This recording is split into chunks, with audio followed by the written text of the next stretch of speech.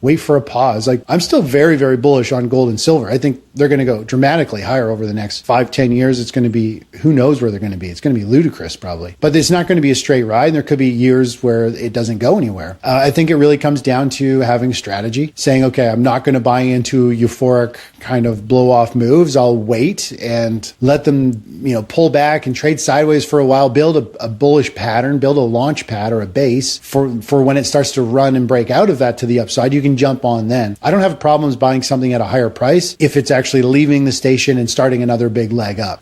But I don't want to hold on to it for a year or two when it might not go anywhere, or it could continue to pull back. And silver pulled back. I don't know if it was the biggest silver pullback ever in a 24-hour period. I mean, it was like 42%, and margin calls were through the roof. Precious metals investors remain structurally bullish despite extreme volatility in gold and silver. After historic pullbacks, at times exceeding 40% in short bursts, margin calls and forced liquidations have shaken weak hands. Technical strategist Chris Vermeulen emphasizes strategy over emotion. Avoid euphoric blow-off tops and wait for consolidation phases that build strong launchpads. Rather than chasing spikes, disciplined traders look for breakout confirmations signaling the next major leg higher. With long-term macro tailwinds intact, many analysts expect gold and silver to trend dramatically upward over the next 5 to 10 years, though not in a straight line. Patience and tactical entries remain critical for maximizing gains. Now, we present the clips from Chris Vermeulen's interview. Before we continue to discuss this, please subscribe to our channel and activate the bell icon for timely updates. Thank you and enjoy the video. We got out at silver at 113. We got out at gold at 5,200 and change. And then the markets went, for a little bit of a nosedive. And now the market's trying to figure out what to do. But I mean, I think the fact that you can sell into a euphoric phase that shows you have discipline. That shows you've got logic. I mean, logic isn't always the best. It's not the fun way, right? But it's sometimes the best way, following logic and rules. Emotions usually blur the lines and you end up holding on to things. So, I mean, it's a really good sign that you're able to sell into that pressure. I know a lot of people were like, no way I'm selling. This is on a roll. I'm like, okay, but you do need to lock in profits at some point. I mean, I'm more of an active investor. I'm not looking to hold gold for 20, 30 years. I want to catch these big cycles. The last time I accumulated gold and silver was 2019 when it broke into a new bull market after a 7-8 year pause. And then we added more on the COVID dip. But other than that, now I'm kind of unloading. I've unloaded my metals, and I'm going to wait for a new launch pad or for a sharp pullback, and I can just get back in. Just because I've seen the metal space go sideways for a decade at a time to hit all-time highs again. That's a long time. So gold, as of today, Friday the 20th, is up 1.4%. We can see it's been drifting upwards here. I mean, obviously the long-term trends are still up. This is the big bout of selling did quite a bit of damage to the chart, and now we're kind of channeling up inside this big red bar. So, I mean, the long-term trend is still to the upside, but when we look at this big red bar, these are pretty much inside days, inside bars, and so price can naturally gravitate and drift higher in here, and it's still somewhat of a bearish pattern. And at any point, we have a big red bar and it moves down. So, I mean, this is why I was saying all the asset classes seem to be stuck in limbo. The short-term charts are showing distribution, a breakdown, and bearish patterns, including silver and platinum and palladium and all of that. But the long-term charts are supporting it. So that's kind of where we're at right now. Gold is trying to hold its ground. It's kind of running up here, and we'll see if it can eventually build a base. If we were to just zoom out on the gold chart, I mean, we've seen gold go through these series of rallies and pauses. It rallies, pause, rally, pause, rally. Obviously, the volatility is getting bigger each time, and that's where it kind of is right now. It definitely does feel like this type of pullback that we had feels a little bit different than these other ones. A lot more damage was kind of done to the chart. Sentiment was much more extreme here than it was at any of these other ones. Are we going to get one more huge blow-off move? Maybe gold 6,000 and change and silver, 140 maybe. It's possible.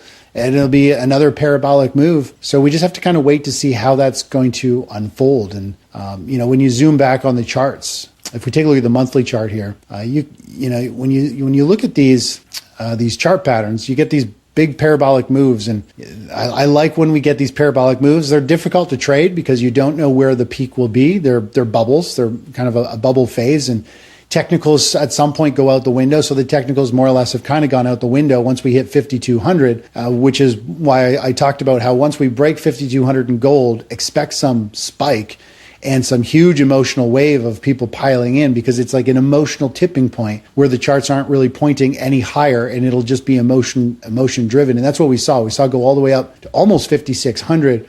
And then it's pulled back all the way down to 4,400, and now it's kind of bounced back up to about this 5,000 mark. So it's flirting around 5,000. And people who have the same beliefs and time horizon that you're focusing on, people who have these crazy like to attack you with how wrong you are. They have a totally different belief. They believe on what price moves, like what moves price. They have a different time horizon, and they think I'm wrong. And really, I just have a different time frame. We can both. I could make money on a pullback, and if he just and then get back in later, and he could just buy and hold it. We can both win. It's just a matter of how do we navigate the storms in between. Gold and silver investors are navigating a critical inflection point as volatility reshapes short-term charts while long-term uptrends remain intact. After parabolic rallies toward $5,600 gold and sharp pullbacks near $4,400. Disciplined traders are locking in profits and waiting for new launchpads rather than chasing euphoric spikes. Historically, gold cycles feature rallies followed by multi-year consolidations, making timing essential for active investors. While buy and hold participants focus on decade-long macro tailwinds, tactical traders aim to capitalize on pullbacks and breakout confirmations. With sentiment recently extreme and damage visible on daily charts, op markets appear in consolidation mode before the next decisive move higher or lower unfolds. Let's get back to the interview. So here it's about a 210%. And where are we at now? It's about 220. Well, we're at so 210, 220. So it's pretty much got the same percentage gap as last time, pulling away from that level as we saw back in 2011. And this is exactly what one of the reasons I don't want to hold gold is because of this. If for some reason the market, typically it's like buy the rumor, sell the news. People buy into something because they believe it's got potential, and then the potential of the earnings come out and it sells off. Well, we saw that over here. We've known there's a perfect storm brewing for precious metals. It got bought up, and then kind of everything kind of broke, and then it went into a 15 years before it really broke out of no return and giving back a huge chunk, going from 2,000 all the way down to 1,000, about 45% correction or so. And so for all we know, the same thing could happen again, right? We could see it pull back, and it could trade sideways for many, many years. And so that's what I don't want to get stuck in. In a perfect world, this thing builds a tight launch pad over the next couple of months, and it starts breaking to the upside. We can get long. We can play it with ETFs or however we want to play the next parabolic move. But eventually, we're going to see a big pullback, and we're going to see a multi-year consolidation. And so that's kind of what we need to be aware of. In fact, we can go to silver. I'll show you some interesting silver charts as well. If we take a look at the silver chart, I kind of put both of these up. So the top one is the weekly chart of SLV, so more or less the price of silver.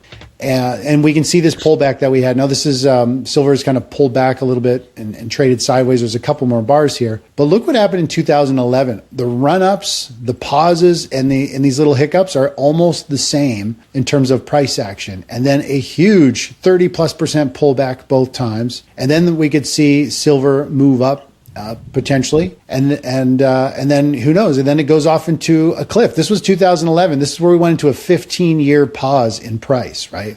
So this is what I'm talking about. It doesn't matter what the news is. Everybody says this time is different, and they are right. Every time it is different. There's different news, a different scenario, different economic climate, but price does the exact same thing. Price is driven by emotions, and emotions really drive the price action. And so we see these chart patterns. That's why chart patterns are so powerful.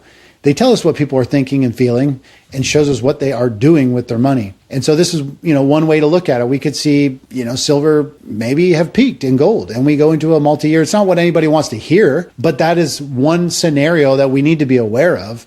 And if it was to go sideways for 5, 10, or 15 years again, do you really want to hold it, right? Especially if you could buy it back potentially way lower than where it is right now. I still think silver could fall to 50. The chart actually shows, the momentum chart shows it falling down into like $30 or so. There's a lot of potential downsides still in the price action. And here's the monthly chart of silver. Now, I like to use a linear chart, which is the scale, so it's based on dollars. Linear chart amplify the later stage moves, which give you these parabolic moves. They show you the emotions more or less in the market. And I want to be able to read people's emotions, because when emotions are strong, you usually want to be doing the exact opposite of everybody else. And so I really like this. A lot of people in this space use a log scale, and the log scale is a very different. You hear all these people talking about, we got this massive 45-year cup and handle. The breakout has just begun. This is just the beginning, and if they totally could be true, but this is a 45-year chart pattern. I don't really want to wait 20 or 30 years for it to fully play out. And also on top of that, we could see silver pull back, over to, pull back here for a while. It could pull back, and it still could take another 3 or 5 years to get back to these highs before it starts the next run up. And so one chart pattern in one view, if you're really bullish in the space, everybody's looking at this because it points to the start of a 45-year pattern playing out, and it's saying buy, buy, buy. And then when you look at the linear chart, it's just a giant spike, and it's saying sell, sell, sell. So it really depends on the lens you look at the markets through, right? And that's what a lot of, this is the problem with reading a lot of research and jumping from one analyst to another. They all have their own lens, and you're funneled to look through their lens. I look at the markets as raw and pure and unbiased as possible. I want to show what price is saying, what it means typically, what it's done in the past, and just trade based off that. Not that the currencies are going to fail, they all do, that the world's falling apart, but that's also probably why we have this spike in precious metals, is people are already buying into that. We already know everything is falling apart. Silver and gold charts are flashing a critical technical crossroads as price action mirrors historic 2011 patterns. On a linear scale, silver shows a parabolic spike followed by a sharp 30% plus pullback, similar to the peak that led to a 15-year consolidation. The iShares Silver Trust weekly chart highlights emotional momentum extremes, while long-term bulls citing multi-decade cup and handle formations rely on logarithmic views. Traders must decide their time frame. Active investors may anticipate downside toward $30 to $50 silver, while structural bulls expect continuation. Ultimately, chart patterns reflect investor psychology, and volatility suggests precious metals could enter consolidation before any sustainable breakout resumes. Share your thoughts on his analysis in the comment section below. If you find this video informative, please support us by turning on notifications to stay informed about our latest videos. See you in the following video. Thanks for watching.